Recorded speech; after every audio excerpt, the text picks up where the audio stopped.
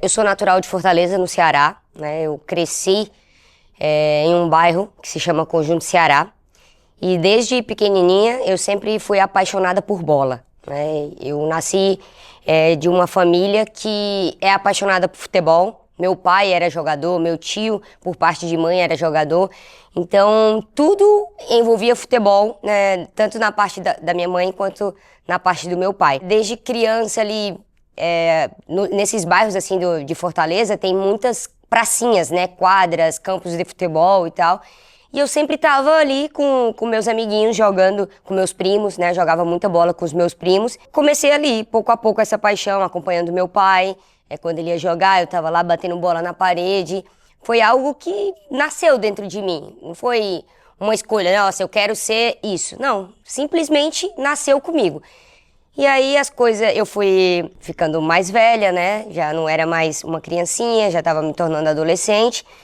E eu já queria fazer parte de uma escolinha, eu queria aprender mais, não só, né, brincar de jogar futebol na rua. A princípio, né, da minha vida, assim, da minha trajetória dentro do futsal, eu não tinha uma escolinha que eu pudesse, não, essa escolinha de meninas eu vou começar junto com elas. Não, só tinha de meninos. Então eu me inseri em uma escolinha só com homens, né? E a gente sabe que durante toda a nossa trajetória esportiva, a gente passa por preconceitos.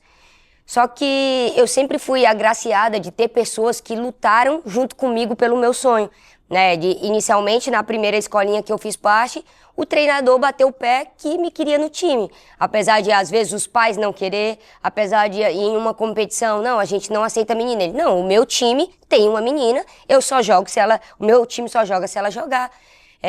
Depois, né, o meu pai também quis me proteger e ele falou assim, não, será? Minha única filha jogar bola, eu acho que não vai ser legal porque, né, tem toda a questão do preconceito, tem a questão, né, do que ela vai passar e ele queria me proibir de jogar.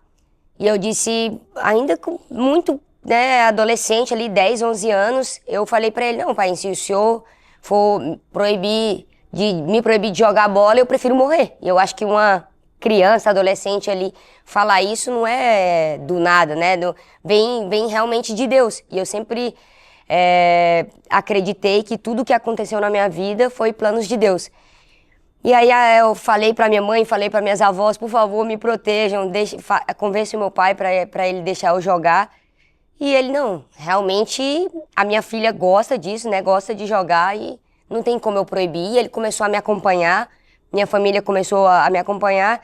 E como eu falei, eu sempre fui agraciada por ter pessoas do meu lado que lutaram pelo meu sonho também, né? Que inicialmente tentaram me proteger do preconceito, mas que viram que aquilo era o que eu realmente queria, que eu realmente amava, desde quando eu era, né, 3, 4 aninhos, pequenininha, chutando as coisas dentro, tampinha na rua, as coisas dentro de casa. E graças a Deus, assim, eu tive a oportunidade de ter uma família que me apoia.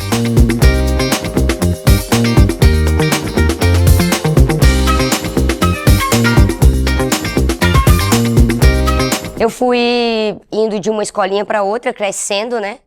Eu saí dessa escolinha do bairro ali, pertinho da minha casa, que era só com meninos. Ganhei a minha primeira coisa da modalidade, que foi uma bolsa de estudos em uma escola particular do meu bairro, que aí a gente começou a formar o primeiro time feminino da escola, que para muitas pessoas pode não ser nada, mas para mim naquela época era tudo, era meu maior título, porque a gente saiu de não ter nada a ganhar uma bolsa de estudos, a formar o primeiro time da escola. Depois eu já fui chamada para uma escola ainda maior, que era o Evolutivo. Foi realmente a escola que me formou, né, para fora do estado do Ceará, porque lá eu passei 2 anos, participei de brasileiros escolares, e a partir daí um time de Santa Catarina me viu. E o futsal era tratado sempre na minha época ali, de forma diferente em Santa Catarina, né? E o meu primeiro time profissional foi o Barateiro, de Brusque. E eles me viram, né, em um brasileiro escolar em 2010. E aí eles entraram em contato comigo e me chamaram para fazer parte do time a partir de 2011. E meu pai foi para Santa Catarina, conheceu o time, viu a República lá, onde eu iria morar com mais outras meninas. Viu que eles também priorizavam questão de estudo, que era muito importante para minha família, que eu não fixasse somente em jogar bola, mas também em me formar uma profissional, né, dentro daquilo que eu almejasse também. E as coisas foram acontecendo muito naturalmente, né, na minha vida, como eu sempre falo. Em 2011 eu fui para Brusque, passei lá até 2017, acho que foi 5, 6 anos, né, da minha vida. Eu ganhei tudo com o Barateiro. Lá eu me formei como pessoa, como atleta, ganhei os maiores títulos, tive a oportunidade de representar a seleção brasileira, né, pela primeira vez, que foi a minha primeira convocação, foi em 2013. Então, poxa, já fazem 12 anos, né, que eu vivo isso daqui.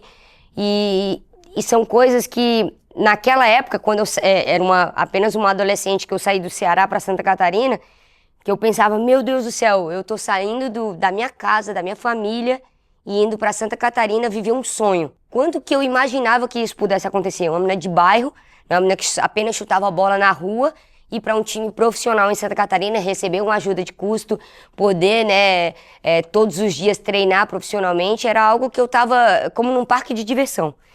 E aí eu passei 6 anos em Brusque, depois me transferi pro Leoas da Serra, né, que foi o meu segundo time profissional. Para mim foi um divisor de águas, né, da minha carreira profissional, porque também ganhei tudo com as Leoas da Serra, também foi incrível lá pro meu lado pessoal, porque eu me formei na faculdade, né, me tornei fisioterapeuta, além de profissional de futsal. E, além de tudo, eu mudei a minha parte profissional lá, eu aprendi a ser um produto, não só a Amandinha que jogava bola, mas a Amandinha que as pessoas admiravam, a Amandinha que as pessoas inspiravam na história, a Amandinha que as pessoas queriam ir ao ginásio para assistir. Eu tive o Maurício como um mentor disso tudo. Ele dizia, o esporte, você acredita no esporte como um transformador de vidas. Sim, então como que a gente vai transmitir isso para as pessoas? Você precisa ser vista, sua história precisa ser vista. Então eu aprendi, né, que sim, a gente precisa filmar, sim, a gente precisa postar nas redes sociais, sim, a gente precisa, né, passar na TV, porque senão nós somos um esporte invisível. E a partir daí, né, com as Leoas da Serra, a Amandinha teve uma virada de chave, passei... apesar de já ter ganho tudo com o Barateiro, eu passei a ser conhecida mundialmente junto aos Leoas da Serra. E depois, né, das Leoas da Serra, eu passei 6 anos lá também, se eu não me engano. Eu estou agora no Torreblanca da Espanha, estou na minha 4ª temporada, né, realizando um sonho também, que é conhecer uma nova cultura, aprender a falar um novo idioma, tudo que o esporte proporciona, de certa forma, né, de você viajar, conhecer novos países, novas coisas, comidas e por aí vai. E também poder, né, através de toda essa trajetória, estar há 12 anos, 13 anos com a seleção brasileira. Eu sempre falo que a minha trajetória ela foi acontecendo de forma muito natural. Passei muitos perrengues, sim, passei muitas dificuldades, sim. Eu acredito que foi quando eu entrei meio que em uma depressão. Essa é uma história que eu acho que eu nunca contei pra ninguém, né? Além das pessoas próximas, além da minha família, meus amigos mais íntimos. Mas foi quando eu entrei em depressão dentro do esporte mesmo. Que eu já não queria mais treinar, não queria ver ninguém. Afetou todos os meus relacionamentos de amizade, relação pessoal, família e etc. Era um momento que eu pensei que quando eu tive que sair do Brasil pra Europa. Eu pensei assim, não, ou eu mudo ou eu vou parar de jogar.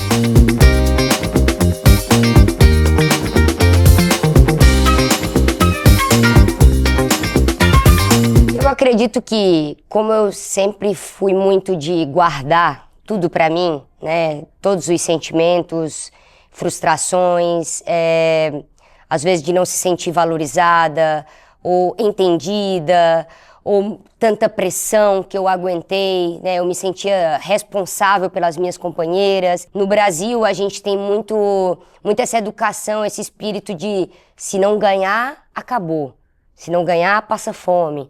Então é como se toda partida, todo campeonato fosse um prato de comida, e tudo isso você vai acumulando, né? Tudo isso você vai guardando. Como eu não sou muito de dividir, né? Tanto dificuldades que eu passava dentro do clube, de ser mal interpretada pela minha forma de ser, ou até mesmo em uma seleção, né? Que, querendo ou não, aqui somos todas, né? Protagonistas. Então, como que você une essas protagonistas e como elas vão se entender? E às vezes você não se entende, às vezes você tem brigas, assim como é no clube também. Às vezes as pessoas não querem te entender e eu fui acumulando tudo isso. Eu fui pensando que aquilo já não era mais para mim, que eu já não fazia mais diferença na modalidade, que eu já não fazia mais diferença para as pessoas, e eu sempre penso que se eu não estiver fazendo a diferença na vida de uma pessoa, então já não faz mais sentido para mim. Então, a partir disso, né, que eu fui acumulando tristezas, cobranças, más relações a partir de ser mal interpretada, de não ter o entendimento de um de outro, e tanta pressão, eu pensei, eu já não amo mais isso aqui, eu já tenho que sumir. Então eu pensei, ou eu troco, né, de país, tento algo novo, ou eu vou parar de jogar. E foi quando veio a oportunidade, né, de ir para a Espanha, de estar no clube no qual eu estou hoje. Tudo se ressignificou para mim, né, eu voltei a sorrir dentro de quadra, já não era só a Amandinha brava, era a Amandinha também que desfrutava. E hoje eu tenho muito como um lema, né, eu preciso desfrutar dentro de quadra, senão não faz sentido para mim. Eu penso, quando eu paro para pensar sobre a Copa do Mundo, eu penso que é um sonho que ele começou antes mesmo de eu estar aqui, né? De estar nessa terra, né? Antes mesmo da Amandinha nascer. Quantas e quantas pessoas já não era, quantas mulheres já não era apaixonada pela modalidade ou queriam, né, ter esse prazer de jogar uma Copa do Mundo e a modalidade não era reconhecida. E não tinha competições de alto nível. E teve as mulheres que deram o pontapé inicial, que começaram lá de baixo. Teve outras atletas que mostraram para as grandes federações que deveríamos sim ser vistas, tanto quanto o futsal masculino. E depois tudo começou todas as jogadoras começaram a pensar, tá, mas por que a gente não é vista? Por que a FIFA não realiza essa Copa do Mundo? Se a gente já vai para 7ª, 8ª aí dos homens, por que não realiza das mulheres também? O que tá faltando, sabe? E continuamos na luta, ano após ano, enviando carta para a FIFA, enviando pedido e solicitando, e nada, até que se tornou realidade. E até que eu estou aqui falando, tendo a oportunidade de falar para você sobre essa Copa do Mundo, sobre eu estar fazendo parte dela, por isso que eu tenho muito claro no meu coração que essa Copa do Mundo, ela vai além de ganhar ou perder, ela é sobre representatividade, sobre representar as mulheres, as jogadoras que iniciaram, as jogadoras que pararam pela idade, outras, né, que não foram convocadas, mas que mereciam também estar aqui, outras que estão lesionadas. É sobre representatividade, a gente estar mostrando para o mundo que a gente é foda, desculpa a palavra, mas que a gente é foda e que a gente merece sim reconhecimento, que a gente merece a melhor estrutura, a gente merece as melhores competições, porque a gente batalha pra caramba, a gente se prepara pra caramba, mesmo não tendo nada, mesmo a estrutura sendo zero, mesmo tendo que jogar numa quadra de cimento, mesmo tendo que comer, às vezes não comer nada, a gente sempre se doou os 100% ou até mais, para poder, né, ser reconhecido. Eu me lembro muito bem que no início, né, da seleção, eu nem tinha o uniforme do meu tamanho. Eu tinha que dobrar o short 4, 5 vezes para poder dar certo. Uma camisa que passava do meu cotovelo. E hoje eu tenho a oportunidade de estar aqui com os melhores uniformes, a melhor estrutura, com a CBF do nosso lado. Então são coisas que eu paro para pensar de tudo, toda a trajetória, do tanto que a gente teve que batalhar para ter o reconhecimento que hoje a gente vem conquistando. Dificilmente você vê isso em uma estrutura de futebol, né? Ou até mesmo no futsal masculino hoje. Claro que ainda tem clubes assim no masculino, mas são coisas que é natural no feminino. Você viver numa casa com 30 mulheres. Você, por exemplo, uma situação com a seleção, a gente não saber se nós conseguiríamos participar de uma competição por falta de dinheiro. A nossa capitã Tati, né, que até hoje está aqui também, tendo que pintar o uniforme, a gente não sabendo se a gente teria o que comer.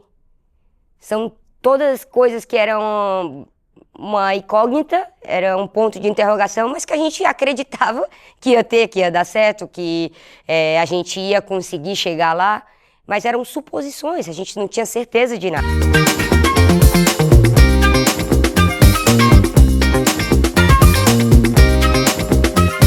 Foi a primeira convocação realmente, né, que foi em 2013, eu tinha 18 para 19 anos, então era algo que é como se eu olhasse para as atletas que ali estavam e pensasse, meu Deus, são minhas ídolas. Como é rico, tipo, para mim, poder olhar para elas, treinar com elas, vestir a camisa mais pesada do futsal mundial, que talvez na época eu não sabia, mas hoje eu sei disso.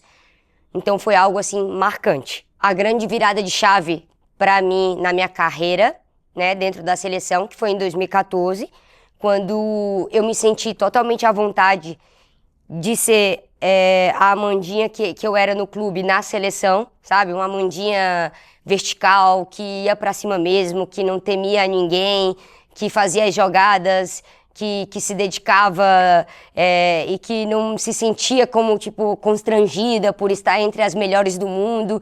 E sim, uma Amandinha alegre, com, sabe, alegria nas pernas, de fato, praticando o futsal brasileiro, que eu sempre falo que para mim o futsal brasileiro é diferenciado porque a gente tem alegria nas pernas.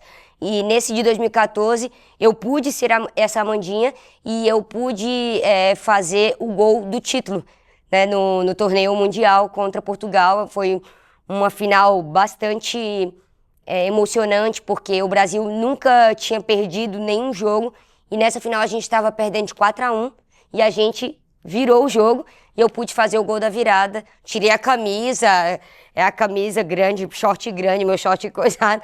Saí rodando, girei, joguei a camisa. Que foi em 2022, 2023, agora eu não lembro 100%. Meu Deus do céu, acho que foi 2023, certeza. Que foi a nossa convocação para Palma de Mallorca. E ali eu tava só existindo. Tipo, ali eu tava precisando de ajuda. Muita ajuda e Deus enviou uma pessoa, essa pessoa nem estava lá presente, assistiu os jogos e viu no meu semblante que eu precisava de ajuda e me mandou uma mensagem. Amanda, você tá bem? E eu, meu Deus, essa pessoa do nada. E eu, tô, por quê? E aí ele falou assim, não, porque eu tô te achando diferente e eu te conheço. Aí eu disse, não, eu tô passando por um momento, né, que bem difícil, para ser sincera com você, eu não contei isso para ninguém, mas acho que Deus está te usando para vir falar comigo. E comecei a desabafar com ele. Ele disse, bom, então, a gente vai mudar essa história. E a gente realmente mudou essa história porque a partir das ações que ele me ajudou a ter, eu voltei a amar estar com a seleção e estar em quadra novamente e desfrutar do que eu mais amo, que é o futsal.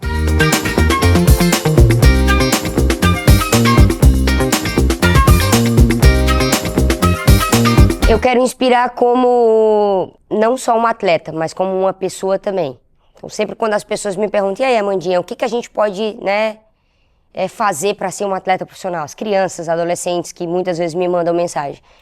Eu sempre falo que ser atleta é uma trajetória que não é fácil. Muitas vezes ela vai te levar do buraco até o céu, né, muitas vezes, em um só dia. Mas que quando você chega lá, tudo vale a pena. Então, eu sempre falo, trabalha duro, respeita as pessoas, seja uma boa pessoa acima de qualquer coisa, nunca queira passar a perna em ninguém, porque da mesma forma que você passa a perna em alguém, duas passará em você. Seja uma boa pessoa acima de tudo, trabalhe duro, porque o que for para acontecer, o que for para ser realizado na sua vida, vai acontecer. A minha história está aí para provar isso, eu vim do nada e hoje eu sou a Amandinha que as pessoas conhecem no mundo inteiro, que as pessoas perguntam, que as pessoas se inspiram, que as pessoas falam que quando parar para pensar futsal feminino, o meu nome vai estar lá. Legado de que, para mim, né, particularmente, vai mais da questão de representatividade mesmo, que eu te falei. Que somos mulheres trabalhadoras, que nos preparamos como qualquer outro profissional e que nós merecemos a melhor valorização, a melhor estrutura, porque se a gente já faz o que a gente faz tendo reconhecimento baixo, imagina o que a gente pode fazer com o verdadeiro reconhecimento que a gente merece. E eu não falo isso somente da parte técnica, tática, física. Eu falo com relação a transformar vidas, né? Você pensa no futsal. Pô, mas quem joga futsal? Futsal é o esporte mais praticado do mundo inteiro. Em qualquer lugar que você vai, tem uma quadra. Em uma escola, tem uma quadra. Todos os jogadores, ou o que quer que seja, começam numa quadra. Então, a gente pode transformar o mundo através do futsal. E eu acho que é esse legado que nós do futsal feminino podemos deixar nessa primeira Copa do Mundo, que é o pontapé inicial de mulheres apaixonadas que, apesar das dificuldades, nunca desistiram, batemos na porta ali até ela abrir e mostrarmos para o mundo inteiro que nós também merecemos estar onde queremos estar.